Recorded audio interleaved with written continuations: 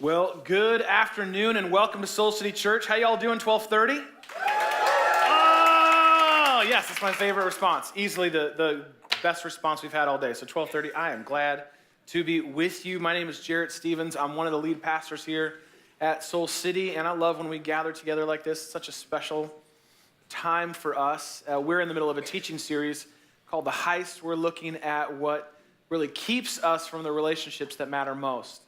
The Bible says in John 10:10 that there's a thief, an enemy of God, therefore an enemy of you, that comes to steal and kill and destroy, to take the life God created you to live from you.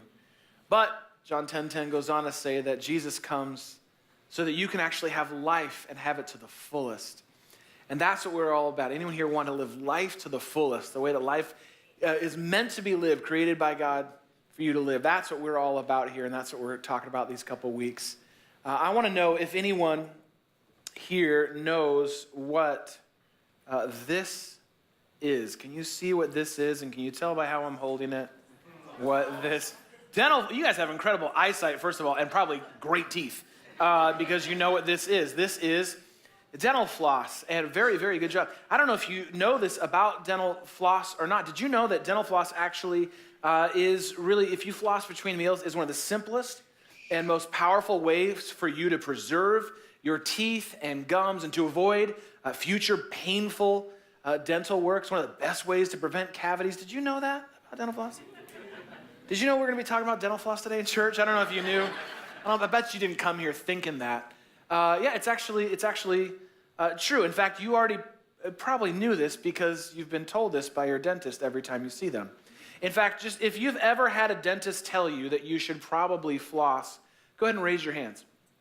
Oh, look, everyone, because that's what they do. And when they ask you that question at the end of your checkup, when they ask you, so are you flossing regularly? This is a great moment to have your integrity tested. People who follow Jesus their whole life will just lie their face off, lie their teeth off to the dentist. And say, oh yeah, no, I've flossed, and so you kind of find a way to sort of get around admitting, here's what I want you to do. Because we're in church and because, well, we're talking about flossing, here's what I want you to do. I want you to be actually really honest, and I want you to raise your hand if you actually floss every day. Raise your hand if you floss you hold your hands way up. This is your victory lap. Your dentist right now is very proud wherever they are. That is incredible. I'm not saying that flossing gets you into heaven, but it gets you close. It has to get you close. And so you saw, though, that there was a significant drop in percentage for those of us who've heard that we should floss every day and know all the reasons why, and those of us who actually do. Despite the fact that there's tons of work and tons of study and on data on how significant flossing can change the game up in your mouth, right? We know all about this.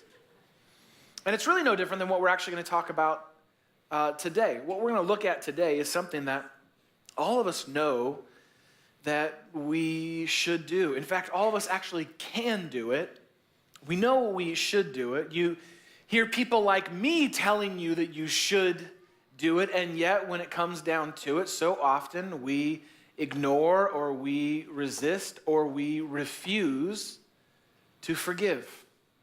The stakes are way higher than flossing when it comes to forgiveness. And all of us know the value that forgiveness can have in our lives, and yet so often, so few of us actually practice forgiveness on a regular basis.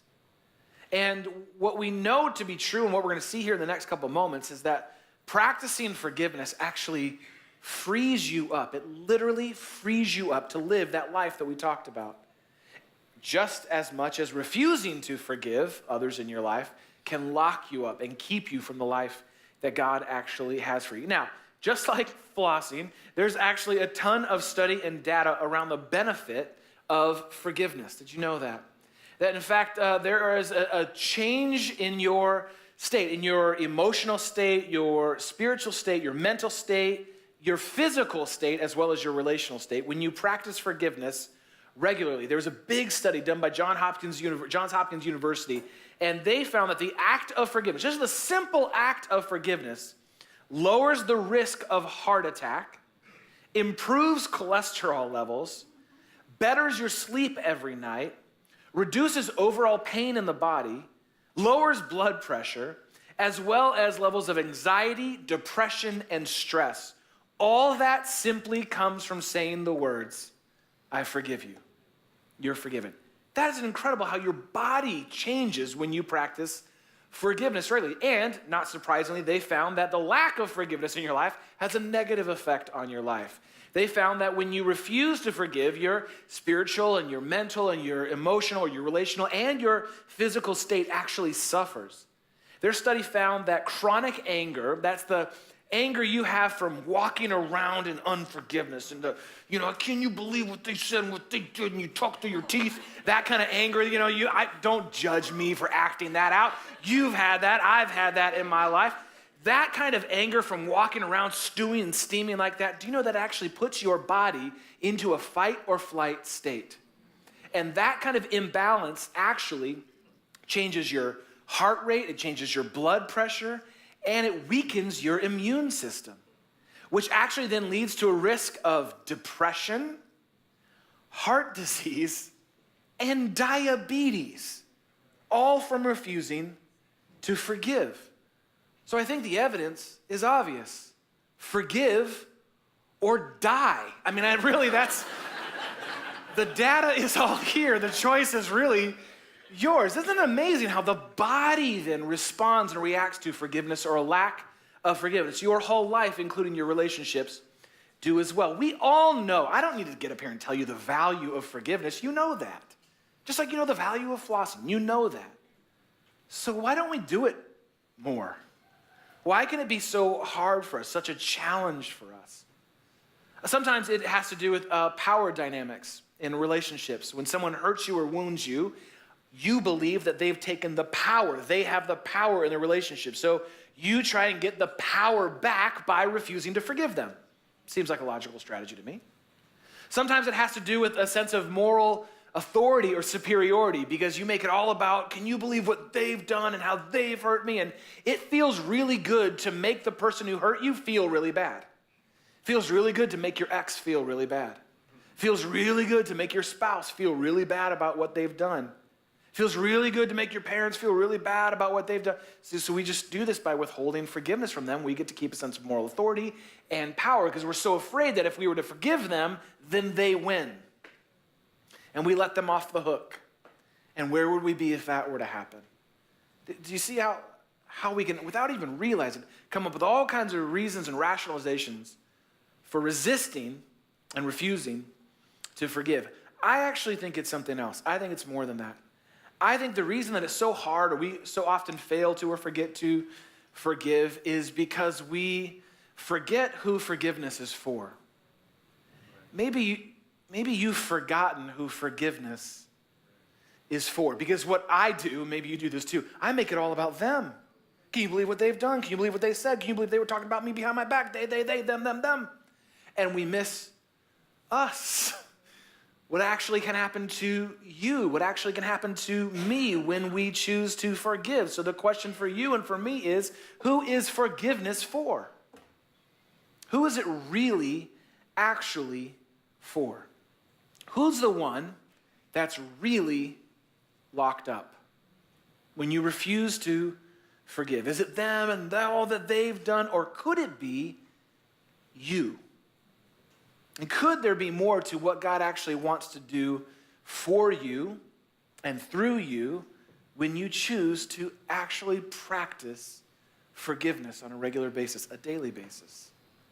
I love the way that author Lou Smeades, one of my favorite writers around the subject, Lou Smeades says this. Here's how he answers the question of who is forgiveness for. He says this. He says, to forgive is to set a prisoner free and discover that the prisoner was you. To forgive is to set a prisoner free, but then you find out, oh, it was me.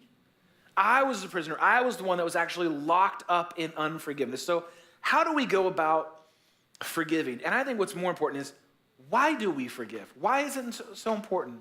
Why is it so important to God that we forgive each other? So to do that, I want us to actually look at a passage in the Bible where Jesus talks about just that. It's found in Matthew chapter 18. So if you have a Bible with you, I want you to turn to Matthew chapter 18. If you have it on your phone, fantastic. That's awesome. If not, do you see the gray Bible right there in front of you? You can go ahead and grab a gray Bible and turn to page 688. That'll fast track you right to Matthew 18. You might want to grab a pen, a couple insights from this teaching that I think would be helpful and transformative for your life. Matthew 18, page 688 in the gray Bible. We're going to look at a conversation that Jesus has with one of his followers. Let me give you context to where we're at when we come to this conversation. This is towards the end of Jesus' public ministry, which were the last 3 years of his life.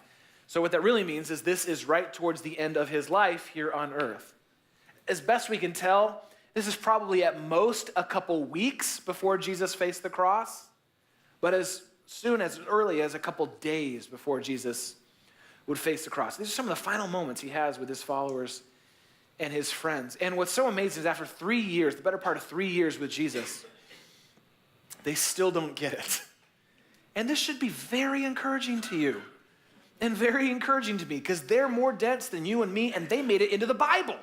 And so Peter asked Jesus a question about forgiveness, how we forgive and why we forgive, and what it has to say about us and what it ultimately has to say about God. Matthew 18, verse 21. Then Peter came to Jesus and he asked a question. He said, Lord, how many times should I forgive my brother or sister who sins against me? Do you see how he's framing the question?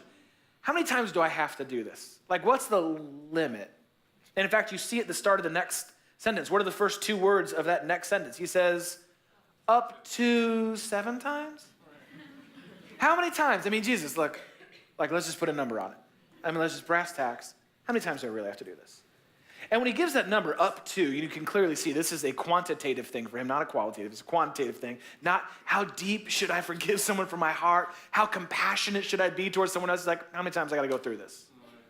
And then what he does is he does what religious people do all the time. He kind of gives an answer in the question to kind of let you know what he knows about God in the Bible.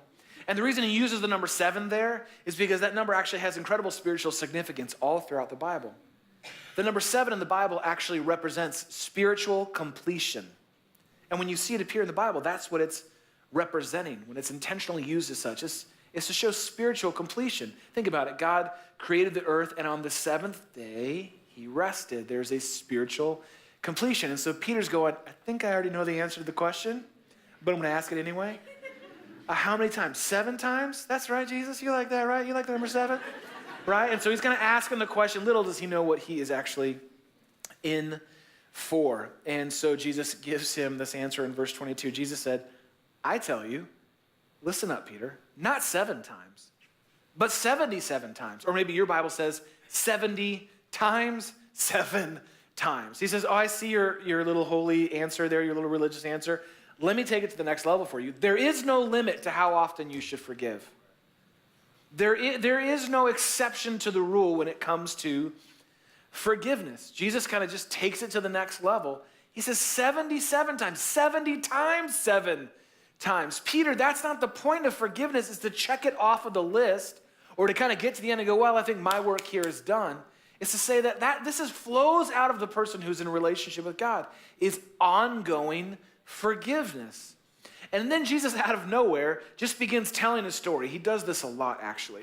And so he just starts telling a story. Peter asks this kind of spiritual question to have a spiritual conversation. Jesus just starts telling a story. And this is what he says, verse 23. Therefore, the kingdom of heaven is like a king who wanted to settle accounts with his servants.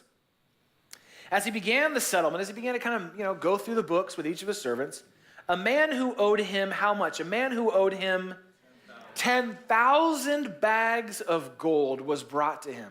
Now, 10,000 bags of gold, as best we can understand from that day and what a bag of gold would have represented, this is over $2 million in our currency. It was an extremely absurd number, a very, very high number, $2 million. I don't know how he got into that much debt with the king. I don't think I want to know, but he owes him a lot of money. And so he's brought in to settle accounts with him. Since he was not able to pay, which is we're going to see here is kind of the point of the story, since he was not able to pay, the master ordered that he and his wife, this is crazy, and his children and all that he had be sold to repay the debt. Just Sell it all. Sell the house, sell the car, sell the wife, sell the kids, sell the dogs, sell everything to kind of earn back some of what I lost. Clearly, they hadn't created late fees at this point in the Bible. And so he just says, sell it all. Again, Jesus is painting in some broad strokes with some pretty extreme colors here, but it's to teach us a transformational truth. All right, so then he goes on. This is what begins to happen in the story. Verse 26, at this, hearing this, the servant fell on his knees before him.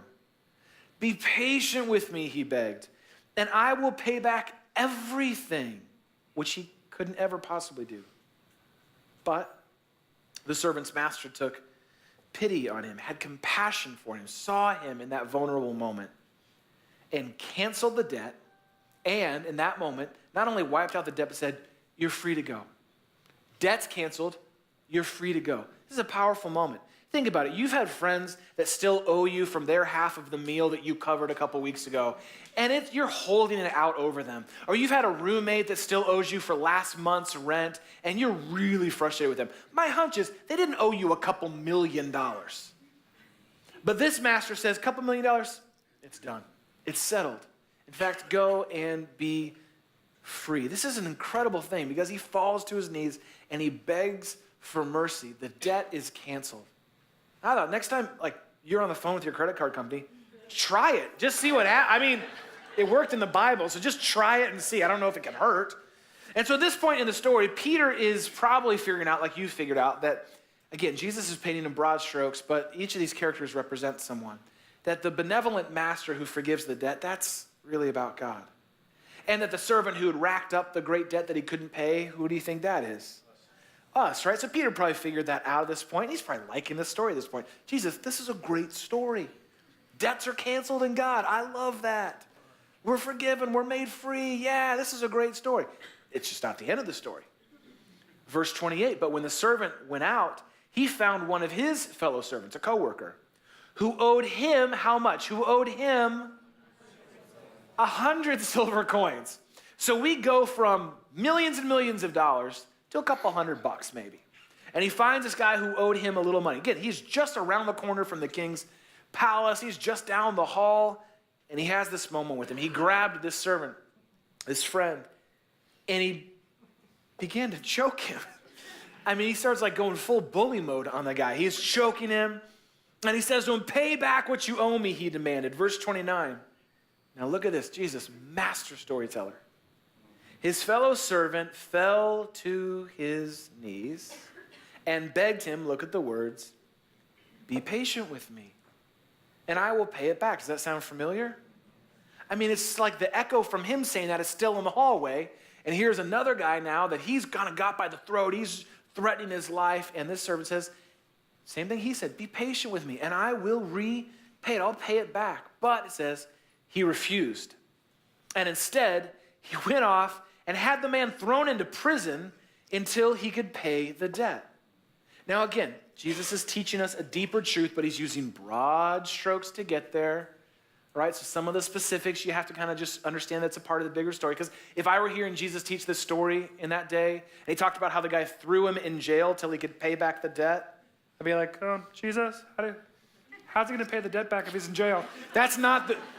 Don't get stuck there. That's not the point, is that that's not a good strategy for getting money from someone is putting them in jail. Not a good strategy, right? So that's not the point of the story. Broad strokes, we'll allow it. And so that's his plan. That's what he's going to do until this guy pays him back. Let's look at verse 31. When the other servants, co-workers, saw what had happened, they were outraged. Now again, they must have been shocked when they saw that their friend had his debt forgiven. But then right after that, he goes and does this. They're outraged at this injustice. And they went and told their master everything that had happened. And now the story changes yet again. Verse 32, then the master called the servant in and said, you wicked servant, you morally bankrupt servant, he said. I canceled all that debt of yours, all that you owed me, because you begged me to. Shouldn't you have had mercy on your fellow servant, remember when I just did that for you earlier today? Shouldn't you have actually done the same? Now look at this, verse 34. In anger, his master handed him over to the jailers, not just to be in jail, but to be tortured until he should pay back all that he owed. Again, not the best strategy. But then Jesus gets to the moral of this very uncomfortable story. And it comes in verse 35. And he breaks from story mode and he looks Peter and those around him in the eyes and says, "This is how my heavenly Father will treat each of you unless you forgive your brother or sister from your heart." Mike, drop. I mean, that's it. That's a rough way to end that story. And I bet if you're Peter, you really regret that you asked that question. This did not go the way he thought it was going to go. So what is Jesus getting at here with this story, this very uncomfortable ending? Well, again, he's not saying that God is a vindictive God, and if you don't do it right, he's going to get you and he's going to strike you down. He's painting, again, in broad strokes, kind of using some extreme language to teach a transformational truth of how much forgiveness matters to God, of how essential and central forgiveness is to our relationship with God, how it's at the root of our relationship with God. That in God, through Jesus, we actually have access to unlimited forgiveness. That we have access to unlimited, unconditional forgiveness. That's actually all available. God has made that available to you. Here Jesus was talking about it. Days, weeks later, he would be demonstrating it by giving his life for us on the cross to, get this, cover a debt that we couldn't pay on our own. Forgiveness is a big, big deal to God. And the forgiveness that God offers through Jesus is not only unending, it is unconditional. There is nothing now listen to this. There is nothing you can do to outdo or undo God's forgiveness of you. Do you know that? There's nothing you can do, nothing you've done in your past that can get past, outrun, outdo, or undo, undermine God's forgiveness of you. There isn't. I know you have thoughts in your head that, yeah, but you don't know my whole story. You don't know what I've done. You're right, I don't know all the details, but I do know this. There's nothing you can do that can outdo or undo God's unconditional forgiveness of you. There are no exceptions. You are not the exception to God's forgiveness. Not anyone here, anyone listening. There are no exceptions. But that doesn't mean that there isn't an expectation. There's an expectation implied from this story, and as we see in other passages throughout the Bible, that you would do for others what God has done for you. That if you're willing to receive God's forgiveness, then you're willing to be a conduit of that forgiveness to others. You're willing to offer it to others. Again, no exceptions. No one gets a pass on your forgiveness. And this is challenging stuff, but what Jesus is teaching us, what he's saying here, what we see written throughout the Bible, is that there are no exceptions. That in Jesus, listen, when I say yes to Jesus and enter into relationship with Jesus, in Jesus, I refuse the right to refuse to forgive. I refuse the right. I lay down that right. I lay down that right. I say, you know what? I'd love to hold this card to say, nope, I refuse to forgive you. But when I say yes to Jesus, because he's not held anything back from me, I refuse the right to refuse to forgive anyone in my life. I don't get to play that game anymore. I end that racket in my life because of what he's done for me. In fact, I'm telling you what, I wrote that earlier this week, and I said to myself out loud, I said, that's good. Like normally, Jeannie will say that for me, just to help me feel okay about myself up here. I had to say it to myself in front of my laptop this week, so I want you guys to actually say it to each other. Turn to the person next to you and look him in the eyes. All you have to do is repeat after me. So turn to the person next to you, look him in the eyes, and say, in Jesus, I refuse the right to refuse to forgive. That's what it is. I refuse the right to refuse to forgive. Listen, I don't get to dictate the terms. I don't get to dictate the terms of how forgiveness works. God already established it. Unlimited, unending, unconditional. No exceptions to the rule. I don't get to add addendums to it. Yeah, but God. Did you know this about them? I don't get to add anything to it. This is how God established it in relationship with me. This is what I get to practice in relationship with others. If God has said yes to me, who am I to say no to you? That you don't deserve what God, but I do. I do. God is a God of mercy and justice. And so here's what I want. I want God's mercy for me and his justice for you. I don't get to say that's how it works in relationship with God. No matter who it is that has hurt me, no matter how much it is that they've hurt me, I don't get to say no to you because God has said yes to me. He said yes to you. That's how this whole forgiveness thing works. And this is where the principle and the practical get really personal. This is where I bet you walked in here, I bet today, agreeing to the principle of forgiveness. I believe forgiveness is a good thing. I can, mentally ascend to that idea. I believe in the principle of forgiveness. Awesome. I think we all do. But where it gets practical is you actually applying it in your life. That's where it then gets personal, because you have to choose, are you really willing to forgive him? Are you really willing to forgive her? Are you really willing to forgive yourself? That's where the practical and the principle it all gets very, very personal, because I know there's every one of us in here. I know all of us have someone or something in our life where we just say, yeah, but not that. Like, you don't know what they did. You don't know what they've done. And we've got a list of people or moments, and maybe even including ourselves from our life, where we go, that's unforgivable. I'm sorry, but it just is. And I get it. I know this because of conversations I've had with lots of you here in this church as we've met together, or emails that we've received, people walking through, like just recently, someone's walking through a really painful divorce in our church, and the thought of forgiving the person who's brought all this hurt and pain into their family, it's not even on their radar. Listen, I know that there are exceptions that we have to the rule because I know what mine are. Well, more specifically, I know who mine are. I think I can't forgive them for that. I can't forgive myself for that. And there's actually an old ancient Hebrew word that really encompasses this resistance, if not refusal, to forgive. The exceptions that we like to make, it kind of embodies this. You won't find this old Hebrew word in the Bible, but the word is yabot, and it's Y-A-B-U-T. Everyone say yabot. Yeah, that's exactly what we say when it comes to forgiveness. We go, yeah, but, like, Joel, that was good. You saw that was good, wasn't it? That was pretty good. It was pretty good. It was pretty good. It was pretty good. I made up the whole part about the Hebrew thing. I just thought that why not? Let's have some fun, right? Let's have some fun. All right. There's no word that says that. I just thought that would be really fun. That's what we're so good at saying. We say that word all the time. Yeah, but, you don't understand. Yeah, but you don't know what they did.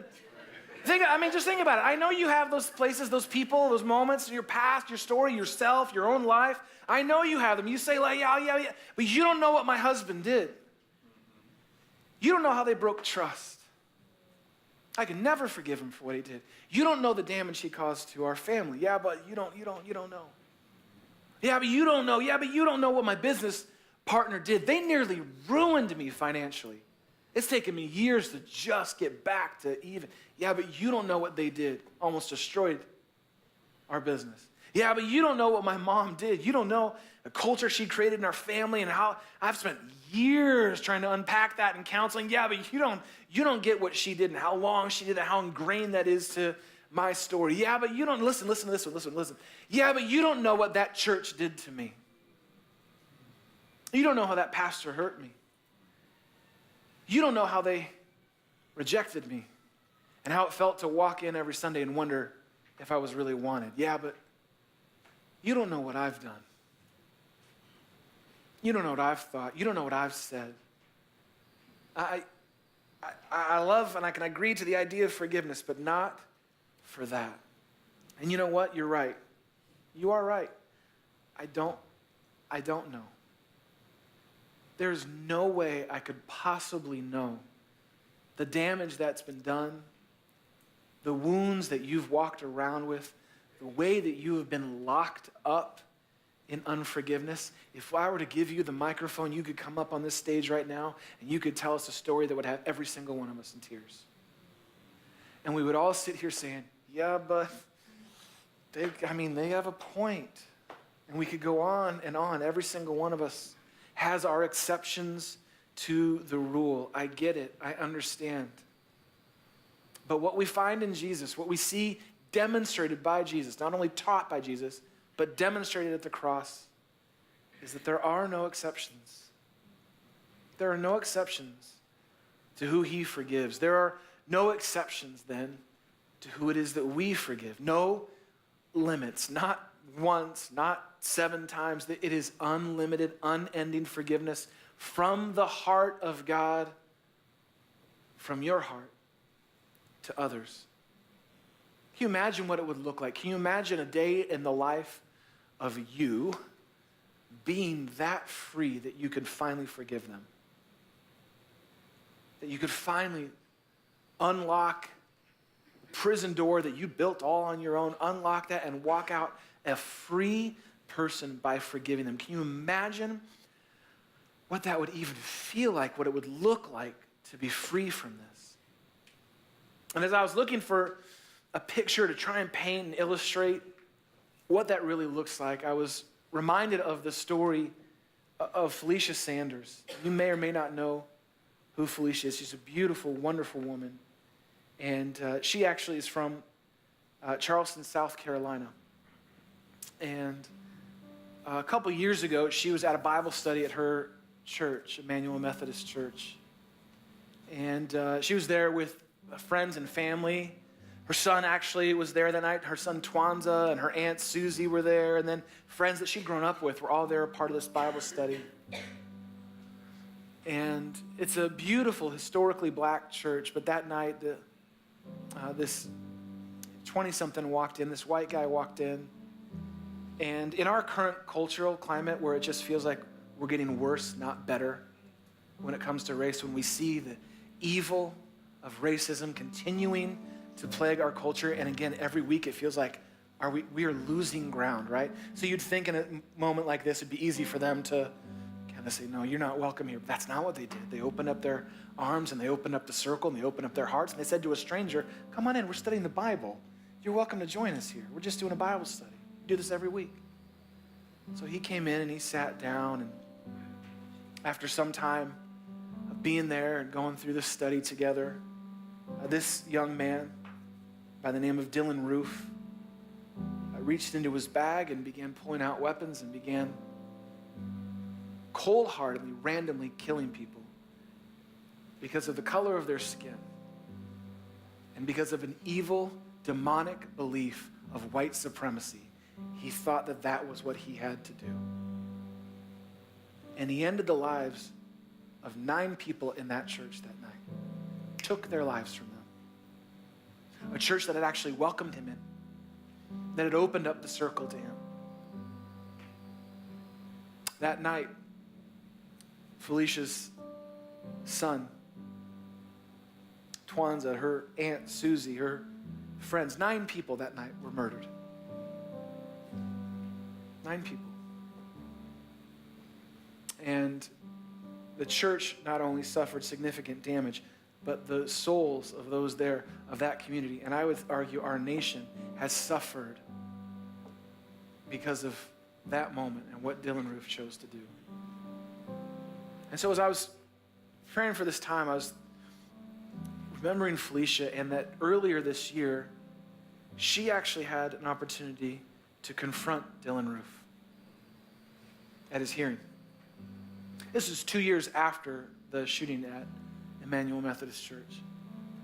And a dozen or so people from the church and from the community came that day to confront their brother, their mother, their sister, their spouse's killer. And he wouldn't make eye contact with any of them, but Felicia walked right up to him. And she brought her Bible with her that day. The Bible that she actually had with her that night of the shooting.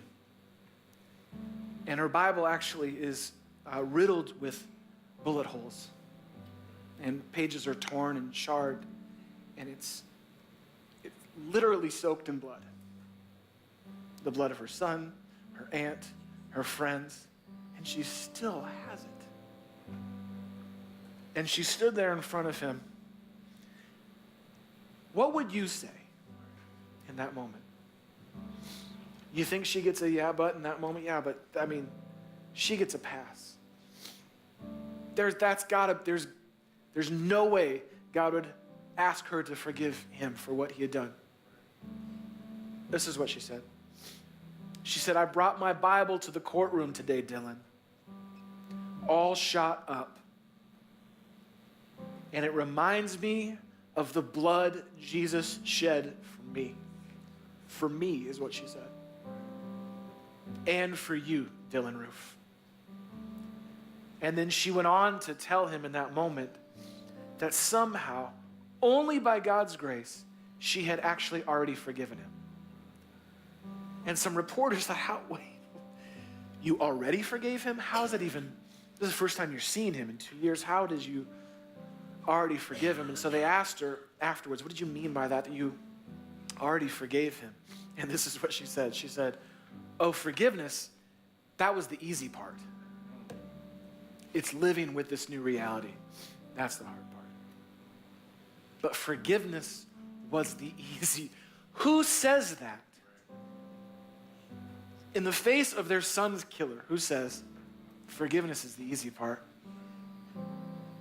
I would argue only someone who gets what God has done for them.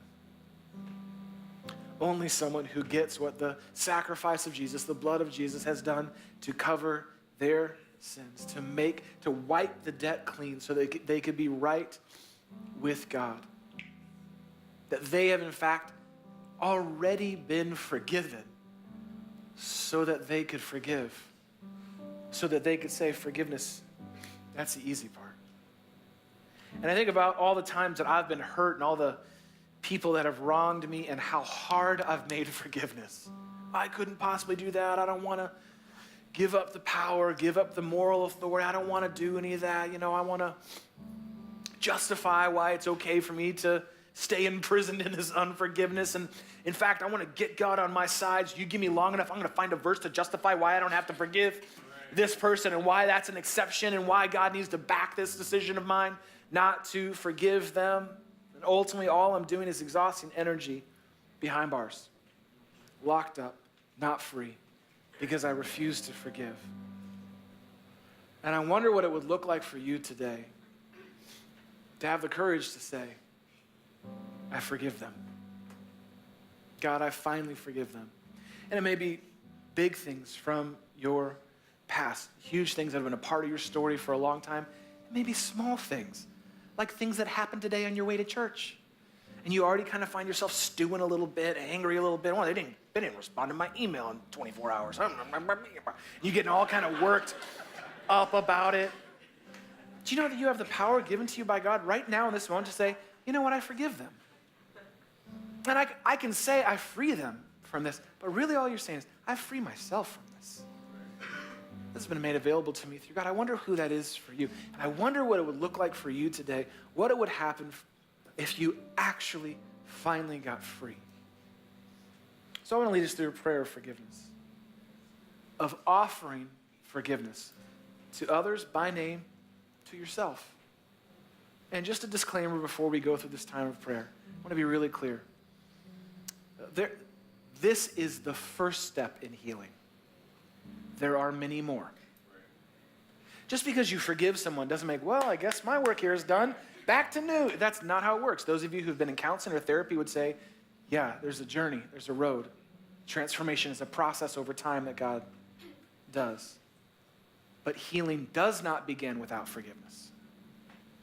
You cannot actually truly be healed and whole until you let go of that grudge, that anger, that bitterness, and you say, I forgive you. Whether you ever get to say it to their face, whether you ever see them again, whether or not they're even alive, you've still been locked up. They've been gone for years. You're still locked up. And so today to say, I forgive them. I forgive that group of people for what they did. I forgive this person. I forgive myself. So we're going to do a prayer of forgiveness, offering forgiveness. That's what I want to ask you to do, is to take a posture of prayer that we take around here. And it's, you know how we pray like this? We're actually going to pray with clenched fists today. When you pray like this, people do this. This isn't even in the Bible, so we're not even going to mess with the folding the hands thing. I actually want us to do clenched fists, because this is what life can feel like right now.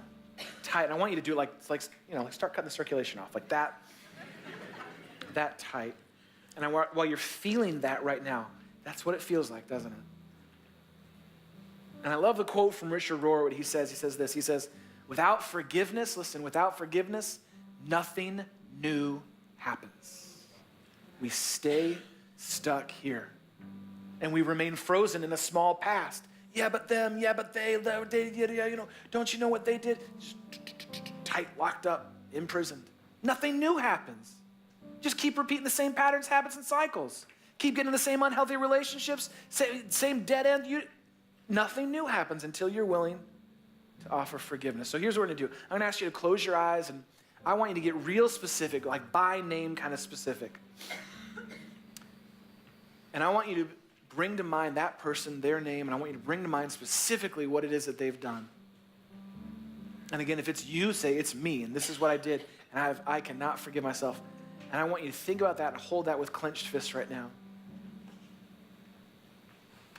And if you really believe there are no exceptions to the rule, that in Jesus I refuse the right to refuse to forgive anyone, including myself, any longer, then I'm going to ask you to slowly start letting go of your fists, and you can repeat this prayer in your own words. You can just say it in your own words.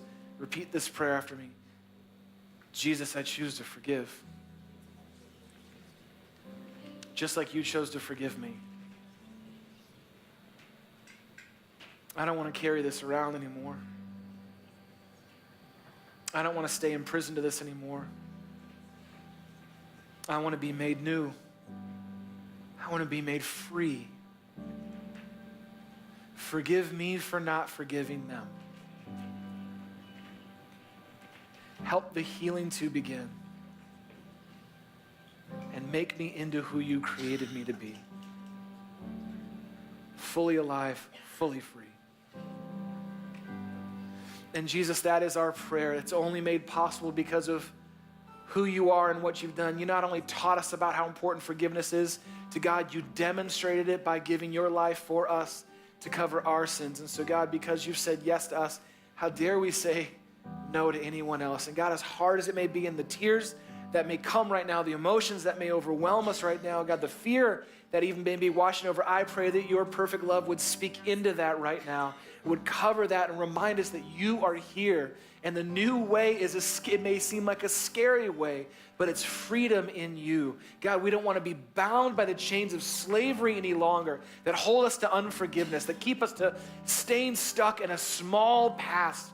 We want to see you do a new work in our hearts. And so God, if it means we forgive them, then God, help us to do so. And if it means we finally have to forgive ourselves, then God, help us to do so. Because at the cross, we see what you've done for us. And we're humbled by it.